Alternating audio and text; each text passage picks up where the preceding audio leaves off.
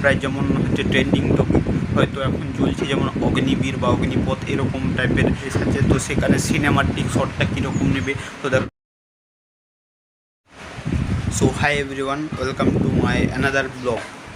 তো আমার এই ভিডিওটা বেসিক্যালি হচ্ছে যে টেস্টিংয়ের উপর। সো দেখো কীভাবে তোমরা হচ্ছে ব্লগ ভিডিও করবে। সো ব্লগ ভিডিও করার জন্য মুখে যে একটা স্মাইল সেটা থাকতে হবে অবশ্যই। এরকম যে গোমরা মুখ বা বাংলার মাছের মতো মুখ করে যদি তুমি ব্লগ করো, সে ব্লগটা কখনো হচ্ছে তোমার সাকসেসফুল হবে না এবং ভিউজ এবং লোকে ইন্টারেস্ট দেখবে না, ইন্টারেস্ট হবে না দেখে।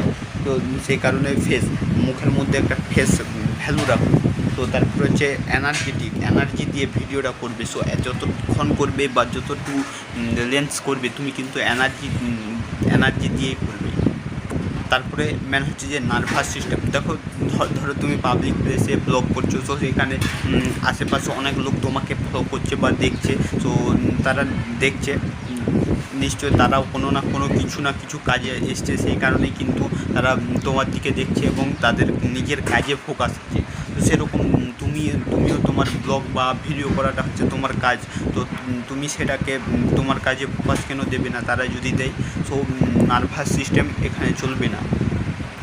তারপরে 3 নম্বর হচ্ছে তুমি ধরো 5 থেকে 10 মিনিটের মধ্যে তোমার ব্লগ বা ভিডিওটা হবে লেট। তো তার মধ্যে 1 মিনিট টাইম তুমি আলাদা টপিকে ভিডিওটা করো 1 মিনিটের মতো। প্রায় যেমন হচ্ছে ট্রেন্ডিং টপিক হয়তো এখন চলছে, যেমন অগ্নিবীর বা অগ্নিপথ এরকম টাইপের কিছু ভাইরাল টপিক বা ট্রেন্ডিং টপিকগুলো তুমি অ্যাড করে দাও। তো সেভাবে কিন্তু ভিডিওটা আরও ইন্টারেস্টিং হবে।